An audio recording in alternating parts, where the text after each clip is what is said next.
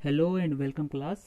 आज हम next unit पढ़ेंगे पॉलीफेज सर्किट। देखो पॉलीफेज सर्किट जो होता है वो जनरली थ्री फेज के लिए होता है, ठीक है। थ्री फेज को ही बोलते हैं पॉलीफेज सर्किट। लेकिन पॉलीफेज सर्किट किसी को भी बोल सकते हैं एक्सेप्ट सिंगल फेज। जो सिंगल फेज आपके घर में सप्लाई होता है वो सिंगल फेज ही कहलाएगा। और सिंगल फेज से ज़्यादा फेजेस हैं, जैसे दो फेज है, तीन फेज है, चार फेज है, पांच फेज है, जितने भी फेज है, जैसे चार पांच नहीं होता, छः होता है सीधे, तो इनको पॉलीफेज बोलते हैं। लेकिन हम लोग का जनरली हमारे घर में या तो सिंगल आएगा या तो थ्री फेज आएगा, ठीक है। तो दो फेज ही होता है, एक सिंगल फेज और एक थ्री फेज। यही थ्री फेज को ही हम पॉलीफेज रिफर करते हैं, ठीक है। पॉली का मतलब ज़्यादा होता है, ये आपको पॉलिटेक्निक वाला पॉली नहीं है, हाँ वैसे भी समझ सकते हो। आगे देखो, ये जो पावर सिस्टम है उसको एक सिंगल लाइन से हम लोग समझ सकते हैं। मैं यही थोड़ा सा ब्रीफ कर देता हूँ आपको कि किस प्रकार पावर प्लांट पावर जहाँ जनरेशन होता है three phase power three phase में जनरेट होता है, ठीक है। पावर थ्री फेज में होता है और थ्री फेज से पावर आता है आपके घर तक, वो सिंगल फेज कैसे हो जाता है। अब देखो थ्री फेज क्यों होता है, क्योंकि बहुत ज़्यादा अमाउंट में पावर रहता है, तो सिंगल फेज में उतना ज़्यादा अमाउंट का पावर भेजना सही नहीं है, इसलिए हम लोग थ्री फेज में भेजते हैं, ठीक है। थ्री फेज में पावर ज़्यादा आप ट्रांसमिट कर सकते हो। तो ये थ्री फेज पावर प्लांट जो होते हैं, पावर प्लांट में जो भी पावर होते हैं वो जनरली 11 केवी या 33 केवी में 33 केवी वोल्टेज पे जनरेट होते हैं। अब उनका मेगावाट में पावर होता है, ठीक है। जैसे 50 मेगावाट का कोई प्लांट है तो 50 मेगावाट जनरेट तो कर रहे हैं, ये पावर है, लेकिन इसका वोल्टेज कितना है, वोल्टेज 11 केवी तो ये सब वोल्टेज लेवल पे ही चलते हैं, ठीक है। पावर इतना ही रहेगा 50 मेगावाट, लेकिन वोल्टेज लेवल चेंज होते जाएगा, ठीक है। तो यहाँ पे आ जाओ, जब हमारा पावर प्लांट में 50 मेगावाट का जो पावर था वो 11 केवी में जनरेट हुआ, लेकिन 11 केवी में आप पावर ट्रांसमिट करोगे तो उसके दो नुकसान हैं। देखो पहला ये कि आप बहुत लंबे दूरी तक नहीं कर सकते, क्यों, क्योंकि जैसे जैसे लंबाई बढ़ती जाएगी तो कंडक्टर का क्या बढ़ेगा, रेजिस्टेंस, क्योंकि कंडक्टर का रेजिस्टेंस उसकी लंबाई के अनुक्रमानुपाती है, आपको बता चुका हूँ। तो जैसे जैसे लंबाई बढ़ेगी वैसे वैसे उसका रेजिस्टेंस बढ़ेगा। अब रेजिस्टेंस बढ़ने के कारण पूरे लाइन में, यहाँ से 11 के भी आप सेंड कर रहे हो तो अंत में 11 के भी नहीं मिलेगा, उससे बहुत कम मिलेगा, क्योंकि पूरे लाइन में वोल्टेज ड्रॉप हो जाएगी रेजिस्टेंस के कारण।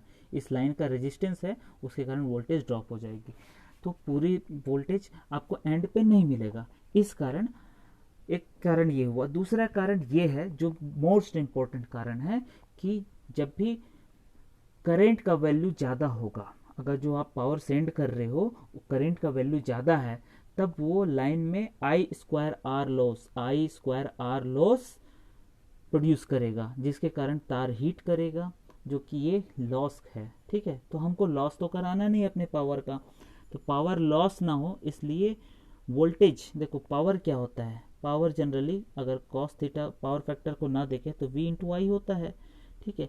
अगर पावर 50 ही है, पावर मतलब कांस्टेंट है, मान के चलो जब कांस्टेंट है पावर, तो वोल्टेज अगर कम करोगे, ठीक है, तो करंट बढ़ जाएगा। इसी के उल्टा देखो, अगर वोल्टेज बढ़ा दोगे, वोल्टेज का मान बहुत ज़्यादा कर दोगे तो करंट कम हो जाएगा। समझ में आ रहा होगा ये। तो अगर ये कांस्टेंट है तो ये इसमें एक टर्म बढ़ाने पे दूसरे को घटाओगे तभी गुणा होके वो कांस्टेंट बनेंगे, ठीक है। इतना समझ में आना चाहिए आपको। तो ये आपका पावर है। अब देखो, तो वोल्टेज हम बढ़ा के करंट को कम करते हैं, कम से कम मिनिमम करंट करना चाहते हैं, क्यों बता दिए, I स्क्वायर आर लॉस को अवॉइड करने के लिए। तो हम क्या करते हैं, 11 केवी को 240 केवी और भी से ज़्यादा कर सकते हैं। तो 240 यहाँ पे एग्जांपल ले आऊँ, तो 240 केवी पे आप प्राइमरी सब स्टेशन पे जहाँ पावर ट्रांसफार्मर होते हैं वहाँ पे वोल्टेज लेवल को 240 केवी तक बढ़ाते हो। फिर ये ट्रांसमिशन लाइन, जो बड़े बड़े टावर आप देखे होंगे उसमें, देखे हो बड़े बड़े टावर में 3 और 6 लाइन जाता है, तो कभी कभी ये डबल लाइन जाता है, इसलिए 6 लाइन दिखता है आपको, तो थ्री फेज ही रहता है पावर। तो ये जो थ्री फेज पावर है ये ट्रांसमिट होता है। फिर उसके बाद जो पहला सब स्टेशन में आपके यहाँ मिल रहा है पहले टाइप के, उनको प्राइमरी डिस्ट्रीब्यूशन सब स्टेशन बोलते हैं। वहाँ पे क्या होता है, दो देखो यहाँ 11 केवी से 240 केवी बना, एंट्री में कितना था 11 केवी, और आउटपुट में, इनपुट में 11 केवी, आउटपुट में 240 केवी, है ना, सप्लाई हुआ। यहाँ पे इनपुट में क्या आएगा, 240 ही रहेगा, 240 वोल्टेज लेवल। अब ये 240 kV वोल्टेज लेवल जो है 132 kV में यहाँ पे स्टेप डाउन होगा। उसको मैं अगर यहाँ से दूसरे दूसरे जगह भी आप भेज सकते हैं, जैसे यहाँ पे दूसरे किसी तहसील में भेजना है, ये एक शहर आ गया मान के चलो, जैसे धमतरी में आ गया, अब उसके बहुत सारे तहसील हैं, तो एक तहसील में इधर भेज दिया, एक तरह नगरी तरफ भेज दिया, एक तरफ इधर दूसरे किसी तहसील में भेज दिया। तो इस तरह फिर उसके बाद पावर धीरे धीरे बढ़ते जाते हैं, ठीक है, इसीलिए डिस्ट्रीब्यूशन बोल रहा हूँ। अब देखो वो 33 kV में आपका डिस्ट्रीब्यूट हो रहा है 33 kV वोल्टेज लेवल पे। अब यहाँ से जो भी आउटपुट आएगा इस लाइन को पकड़ो, ये 33 kV का रहेगा। अब इस 33 kV को 33 kV में चेंज कर रहे हैं हम लोग, ठीक है। तो अगर आपको इस प्रकार का लोड, कोई कंज्यूमर है, बहुत बड़ी इंडस्ट्री है जिसको 33 kV पावर चाहिए, वहाँ पे सबस्टेशन लगा दो और उसको 33 kV का पावर दे दो, है ना, 33 kV वोल्टेज लेवल पे पावर दे दो, पावर का सप्लाई हो जाएगा उसका। अब यहाँ पे आ जाओ, इस 33 kV को 11 kV में चेंज कर रहे हैं, 33 से 11, ठीक है। तो यहाँ इनपुट यहाँ पे ये है ना जो आ रहा है, तो 33 kV का ही, क्योंकि ऐसे ही लिखते हैं तो 33 इधर लिख दिया हूँ, 11 kV इसके आउटपुट रहेगा। तो 33 kV पे पावर को 11 kV में चेंज कर दिया। अब ये 11 kV का जो है पावर, ये आपके घर के आसपास जितने भी सब स्टेशन होते हैं वो 11 kV, है ना, ये 11 kV पावर को, एसी पावर को 400 वोल्ट में चेंज कर देता है। अब यही 400 वोल्टेज 3 फेज में, ठीक है, 3 फेज में आपके घर के सामने जो भी लाइन जाता है उसमें 3 फेज में ये जाता है। अगर 3 लाइन वाला आपको दिख गया घर के सामने, तो वो ये इसको लो टेंशन बोलते हैं, एलटी लाइन भी बोलते हैं, ठीक है। ये एलटी लाइन है 400, यहाँ से जो भी निकल रहा है ये 400 के हैं। अब देखो 400 का तो एक है वो 3 फेज में है, ठीक है। अब ये 3 फेज का लाइन है ये एलटी का, और 11 kV जो भी है, ये जो लाइन आएगा 11 kV एचटी हो जाता है। एचटी मतलब हाई टेंशन, लो टेंशन, लो वोल्टेज एक चीज़ है, ठीक है। अब ये एलटी लाइन जो आ गया आपका 400 वोल्टेज का, वो 3 फेज का लाइन टू लाइन वोल्टेज होता है। ये आगे आपको पता चल जाएगा, line to line voltage 3 phase के लिए 400 होता है। लेकिन उसी में हर एक 3 फेज में 3 लाइन होंगे फेज के, हैं। तो एक फेज का जो वोल्टेज है न्यूट्रल के सापेक्ष देखोगे तो वो 230 आता है। ये आता है इस फॉर्मूले से कि अगर 3 फेज में line to line voltage 400 volt है तो √3 से डिवाइड कर देते हैं, तो सिंगल एक फेज में उसके 230 वोल्ट होगा। ये आपको आगे पता चलेगा किस प्रकार होता है। तो यही 230 वोल्ट हमारे घरों तक पहुंचता है। समझ में आ गया? आगे बढ़ते हैं। अब देखिए 3 फेज वोल्टेज वेवफॉर्म किस प्रकार से होता है। अभी आप सिंगल फेज देख चुकी हो किस प्रकार से होता है ना, इस प्रकार से होता है। देखो इस प्रकार से होता था सिंगल फेज। अब 3 फेज कैसे होता है, पहले इसके बारे में जान लो। पहले लिखा क्या है, 3 फेजेस एक दूसरे से 120 फेज डिस्प्लेसमेंट में होते हैं। मतलब जो 3 फेजेस हैं, 3 फेज सप्लाई में 3 फेज होंगे, है ना। तो ये तीनों फेज क्या होंगे, 120 डिग्री फेज शिफ्ट में होंगे। ये आगे बताता हूँ किस प्रकार से होते हैं। और एक टर्म है फेज सीक्वेंस। फेज सीक्वेंस पहले जान लो। फेज सीक्वेंस, जब 3 फेज हैं, ठीक है, तो 3 फेज में जो वोल्टेज जिस सीक्वेंस में अपनी मैक्सिमम वैल्यू पहुंचते हैं, तो देखो हर एक फेज जो है सिनुसॉइडल वोल्टेज सिंगल फेज जैसे ही रहेगा लेकिन डिस्प्लेस्ड रहेंगे। यहाँ पे देखो इस प्रकार यहाँ से स्टार्ट हुआ तो ये थोड़े बाद में स्टार्ट हो रहा है, तो और ये सब ऐसे ही रह गए, केवल थोड़ा सा इसका पार्ट दिखाया हूँ कि मैक्सिमम वैल्यू कहाँ पे रीच कर रहा है।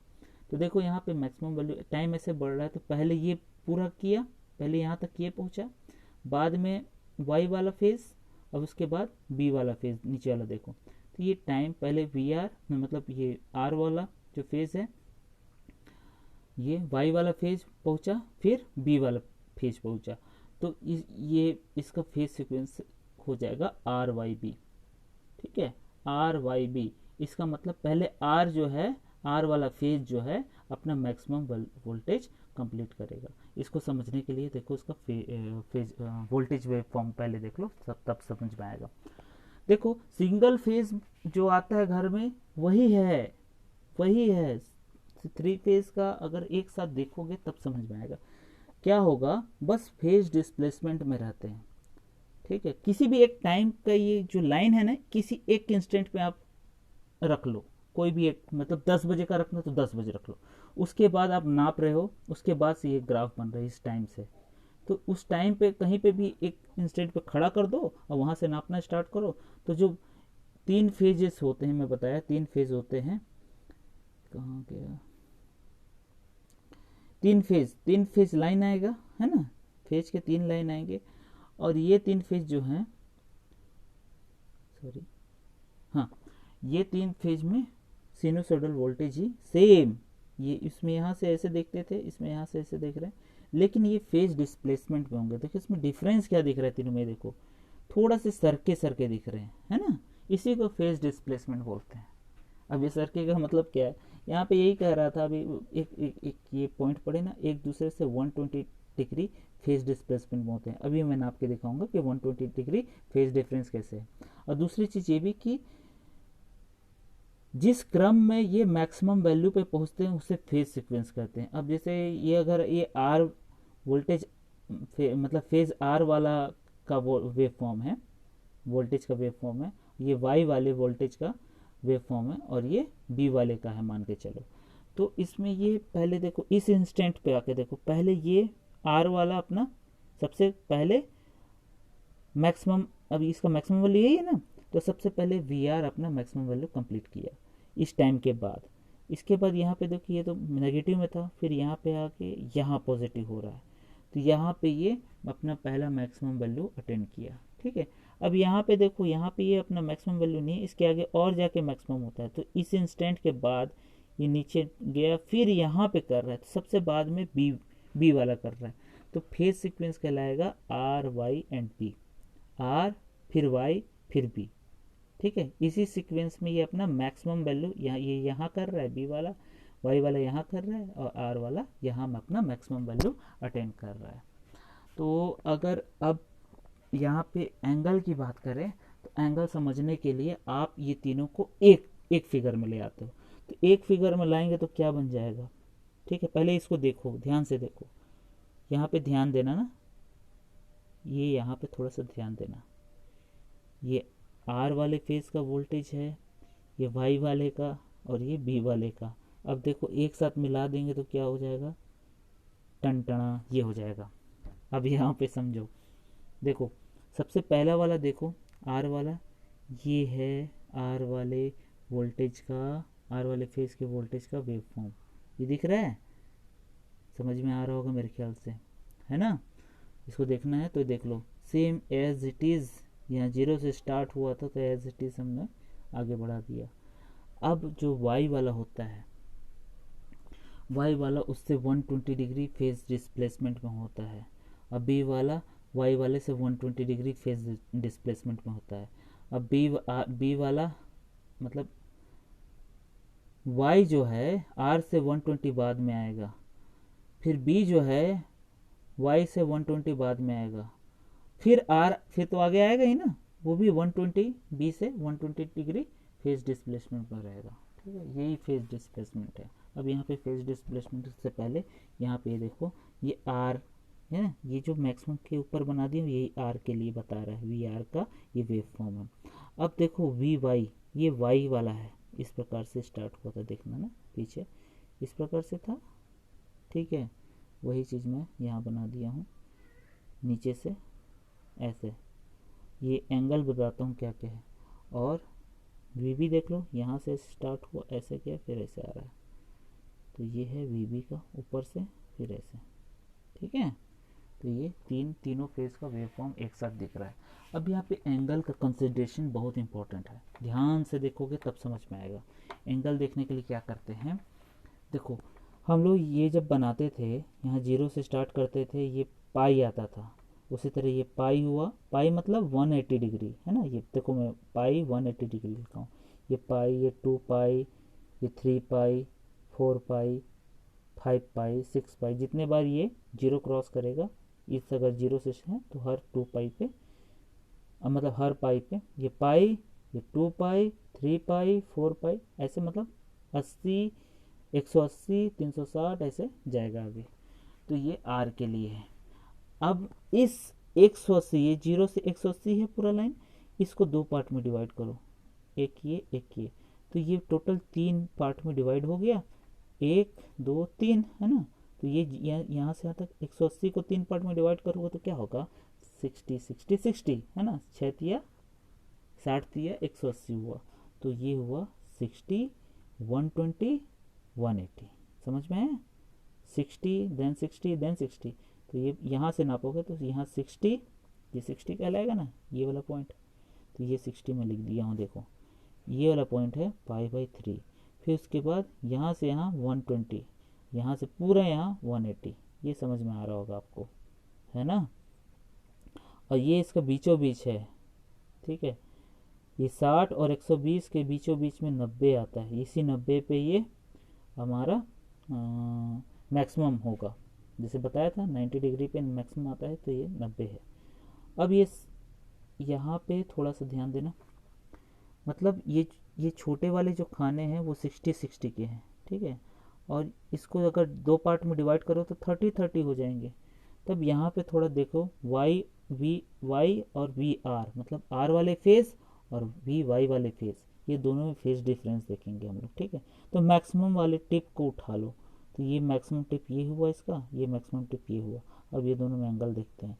यहाँ पे देखो इस छोटे वाले डिस्टेंस का कितना होगा एंगल, 30, ठीक है, ये 30 डिग्री होगा, ये पूरा का पूरा 60 होगा, फिर ये 30 होगा, तो 30 60 30, मतलब 30 30 कितना होगा 60, और ये 60, टोटल हो गया 120, ठीक है। यहाँ पे टाइम नहीं देखते, यहाँ पे एंगल देखते हैं, इस डायरेक्शन में ओमेगा टी जाता है, और ये क्या होता है, एंगल होता है, ठीक है।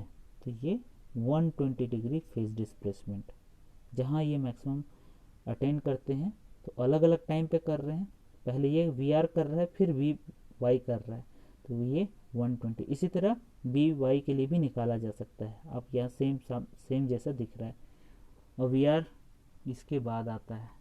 तो ये इतना बहुत ज़्यादा डीप में समझने की ज़रूरत नहीं, इसको बनाने के लिए मैं बता रहा हूँ कैसे बनाते हैं। ये बनाने के लिए भी ये शायद नहीं आएगा, लेकिन आपको एक जानकारी दे दूँ कि जब भी बनाओ तो पहले 1 2 3 ऐसे मतलब डिवाइड कर लो, फिर ये ड्रॉ कर लो। अब ये हर जहाँ पे ये जो ट्रायंगल दिखता है उसके बीच में दो दो पार्ट में दो दो लाइन खींचते जाओ, इक्वल इक्वल आ जाए, ठीक है, इक्वल इक्वल पार्ट में डिवाइड करो। फिर y के लिए यहाँ से थोड़ा सा टिल्ट करके फिर ऐसे स्टार्ट कर दो, उसी तरह ये भी स्टार्ट कर दो, इसको b वाले को पहले से और y वाले को ये बाद वाले पॉइंट से उठाना, यहाँ से स्टार्ट कर दो। तो इस तरह बनता है, बनाओगे एक बार प्रैक्टिस करोगे तो बन जाएगा। खैर ये अभी ज़्यादा इम्पोर्टेंट नहीं है मेरे ख्याल से कि ये पूछे ही, लेकिन ये पूछेगा कि किस प्रकार से होता है, ये आपके कोर्स का हिस्सा है, इसलिए मैं बता दे रहा हूँ। अगर इसमें फिर भी डाउट आए तो मेरे से पूछ लेना, मैं फिर से बता दूंगा अलग से वीडियो बना के। अब हम लोग नेक्स्ट आगे पढ़ते हैं कि ये जो वी आर वी वाई और वी बी, इसका इक्वेशन क्या होगा। अभी तक तो हमने V M sine omega T वाला इक्वेशन देखा ही था, लेकिन अब वी वाई भी आ गया, वी बी भी आ गया। तो देखो डरो मत, एकदम सिंगल फेज से और इजी हो जाता है ये, है ना। तो 3 फेज है इसलिए आपको थोड़ा सा डर लग रहा होगा, तो इसमें घबराने की कोई बात नहीं है, मैं इजीली बताऊंगा आपको किस प्रकार से इसका इक्वेशन बनेगा। देखो सिंपल सा, आप देखो जो हम लोग सिंगल फेज अभी तक पढ़ रहे थे उसका क्या होता था, V M sine omega T. और वी आर को मैं सिंगल फेज वाला ही पहले मैं कंसिडर किया हूँ, तो इसका सेम आएगा, 0 से स्टार्ट कर दिया था, और ये इस प्रकार से सिंगल फेज वाला ही इक्वेशन रहेगा, इतना तो आपको आना चाहिए।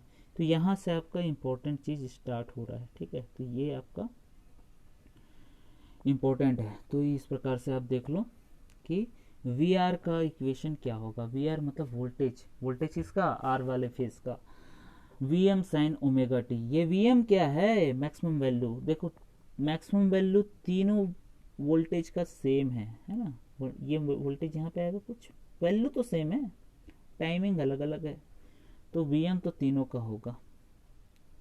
और तीनों साइन वाले सिनुसोइडल वोल्टेज है, तो साइन तो आ गया। अब ये ओमेगा टी। अब फेज डिस्प्लेसमेंट मैं बता चुका था, जब भी फेज डिस्प्लेसमेंट लिखते थे जैसे करंट का लिखते थे थीटा वाला, उसी प्रकार से इसमें भी होता है। इसमें क्या होता है, उसमें 90 डिग्री का होता था इंडक्टर और कैपेसिटेंस के केस में, वो हटाओ, यहाँ पे डायरेक्ट देखो V Y voltage Y phase का, V M sine omega T minus 120। इसका मतलब क्या है, माइनस 120 का मतलब ये 120 डिग्री बाद ही अपना मैक्सिमम अटेंड कर रहा है, यही फेज डिफरेंस है।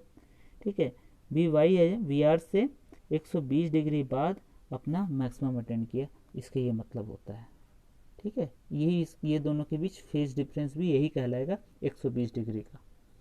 ठीक है, और उसके बाद वी बी जो है वी वाई से, ये वी बी जो है वी वाई से 120 बात कर रहा है, तब ये जो 120 पहले से था है ना, इतना ये पूरा एंगल लो, इसमें माइनस 120 और कर दो तो ये 240 हो जाएगा, माइनस 240 ओमेगा टी माइनस 240, बाकी सब सेम है ना। तो ये बाकी सब सेम रहेगा, बस एंगल का डिफरेंस है, इसीलिए फेज डिफरेंस इतना इजी चीज़ है। किसी भी एक इक्वेशन ले लो और फेज डिफरेंस से आपको दूसरी चीज़ को आप व्यक्त कर सकते हो। अब उसके बाद आ जाओ, अब इसी माइनस 240 है ना, ये माइनस 240, इसको आप इजीली तरीके से प्लस 120 भी लिख सकते हो।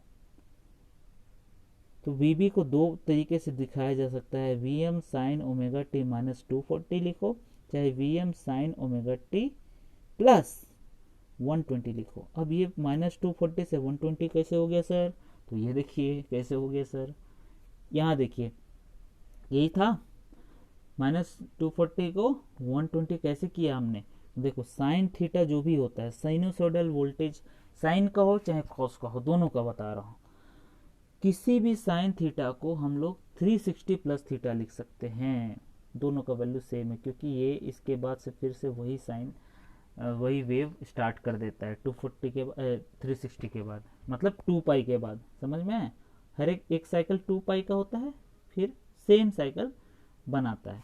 तो इस प्रकार से थीटा को 360 प्लस थीटा लिखा जा सकता है।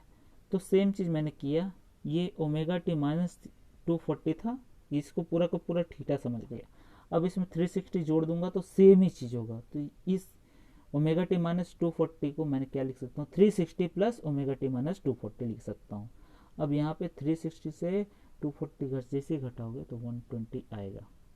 ठीक है, तो मेरे ख्याल से इसको दो पार्ट में आप डिवाइड कर लिए, दोनों फॉर्म आप समझ लिए, ये और ये। तो अगर इसमें थोड़ा भी अब प्रॉब्लम होगा तो आप मेरे को मैसेज कर दीजिएगा, तो मैं अगर नेक्स्ट लेक्चर लूँगा तो इसको और एक बार क्लियर कर दूँगा। जहाँ भी डिफ़िकल्टी आया होगा वो मुझे बता दीजिएगा। और thanks for the listening, thank you class.